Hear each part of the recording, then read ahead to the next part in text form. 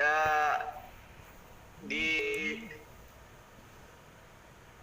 di Zoom kita.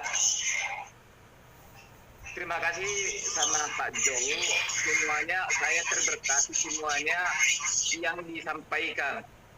Cuma saya minta solusi atau lebih pengertian begini Pak. Iman adalah dasar dari segala sesuatu yang kita harapkan.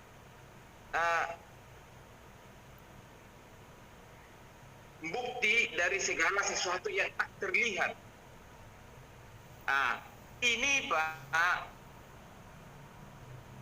untuk kita berdoa, apakah kita lebih bagus memakai pikiran atau dari berbicara gitu Pak?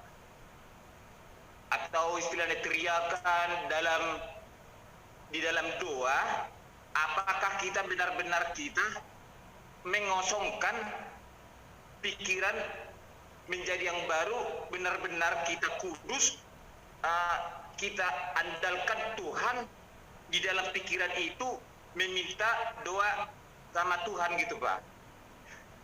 Terima kasih Pak, Tuhan memberkati. Terima kasih Pak Togar. Oke, sebenarnya ini di luar topik, tapi begini Pak, ya.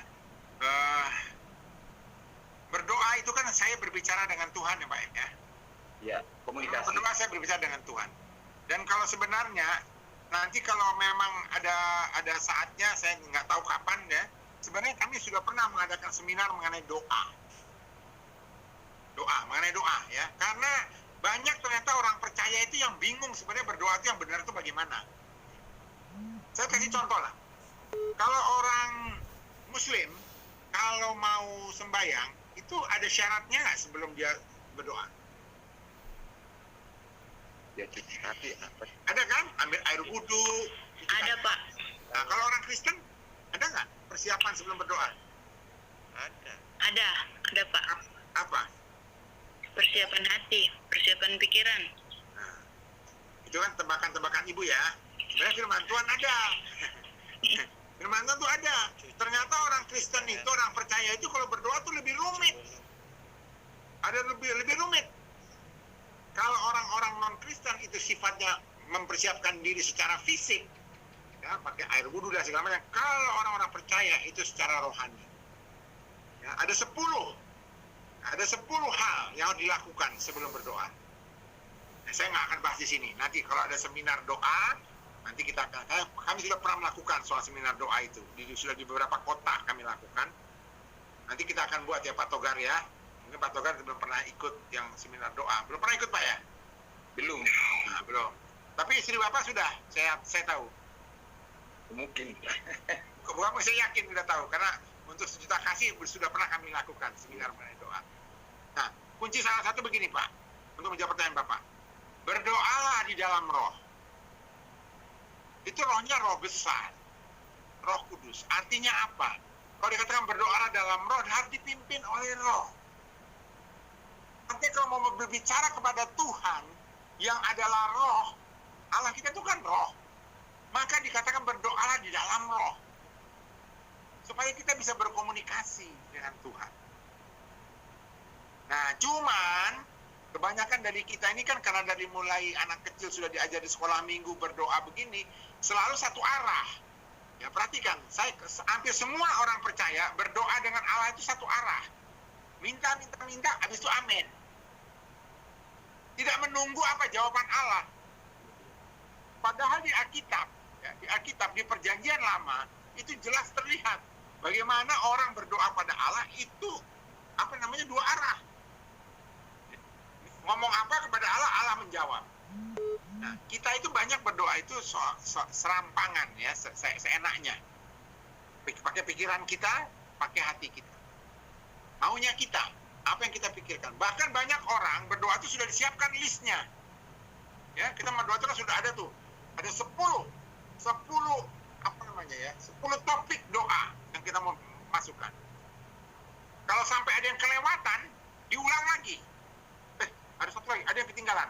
Nomor 8 tadi nggak disebutkan. Maka diulang lagi doanya yang nomor 8. tanya, pada saat kita berdoa, itu saya ingat topik-topik yang 1 sampai 10 itu, atau saya memang fokusnya kepada Tuhan?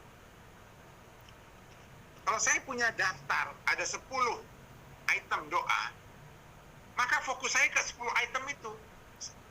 Item 1 sudah, item 2 udah, item 3 udah, item 4, jadi fokusnya tidak pada Tuhan. Maka dikatakan berdoalah dalam roh. Itu sebabnya saudaraku dikasih Tuhan, tidak mudah sebenarnya berdoa kepada Tuhan. Nah, banyak orang percaya, dia berdoa, boleh berdoa, tapi doa manakah yang berkenan di hadapan Allah? Itu paling penting. Doa mana yang berkenan? Nah, kita harus belajar. Nah, kalau sampai Pak Togar sampai sekarang masih bertanya, bagaimana saya berdoa? Mungkin setelah topik ini kita harus belajar, ambil waktu lah.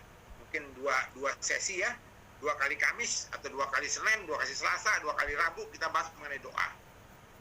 Karena banyak orang percaya yang juga bingung bagaimana caranya berdoa. Tadi saya sudah mengutip beberapa firman soal doa. Di beberapa minggu yang lalu bicara. Engkau sudah berdoa tapi engkau tidak mendapatkan apa-apa. Karena engkau salah berdoa. Oh, berarti ada yang salah berdoa. Apa kriteria orang salah berdoa? Tadi saya sudah katakan juga, berdoa di dalam roh. Nah, ini memang tidak mudah. Ya. Bukan hanya Bapak, bukan hanya orang percaya, Pak. Hamba-hamba Tuhan pun banyak, Pak. Kalau saya tanya, itu banyak yang nggak tahu juga, Pak. Nanti, kalau Tuhan izinkan, kita ambil. Setelah topik ini selesai, kita akan bahas mengenai Pak Togar. Karena panjang itu, Pak, soal doa. Pak ya, jadi itu saja yang bisa saya jawab. Pertama, berdoalah dalam roh. Artinya minta pimpinan Roh Kudus. Itu sebabnya selalu kalau kami berdoa, selalu kami mulainya begini. Mungkin bapak-bapak sudah pernah mendengarkan kalau saya berdoa ya. Selalu saya mulainya dengan begini kan, Roh Kudus tolong. Tolong pimpin kami Roh Kudus yang mau berdoa pada Bapak. Pimpin aku Roh Kudus. Setelah aku menyerahkan, Roh Kudus tolonglah. Baru aku berdoa. Selalu minta pimpin Roh Kudus. Itu dulu ya Pak. Ya. Ya, puji Tuhan.